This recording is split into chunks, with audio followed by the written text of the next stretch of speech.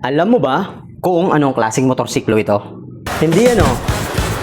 Ako rin. Kaya naman, sa solar setup na lang tayo. Alright, so what we have installed here are 16 pieces na solar panel, 620 watts, 314AH yung battery natin, Sunglow, and 8 kilowatt yung ating hybrid on and off na inverter. Sa side na to, dito natin pinadaan yung AC at yung ating DC. Naka-molding, ito naman yung ating DC galing sa bubong. So magkasama sila dyan pagpasok papunta sa ating inverter side. Sa side naman na to, yung ating tapping point papunta dun sa setup. Alright, so proceed na tayo sa testing. Ayan, maulan pa rin. Ilang araw nang umuulan non-stop. Buti naman kahit papaano na pagbigyan tayo. Harvest natin, 3.92 kilowatt, almost 4.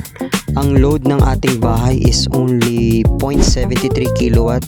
Ayan, kaya naman yung excess harvest, pinag-charge doon sa battery. As of the moment, kakabuhay lang kasi natin ito. 19% pa lang yung ating charge ng battery. Umuulan, very gloomy. So yan pa lang yung ating charge ng battery.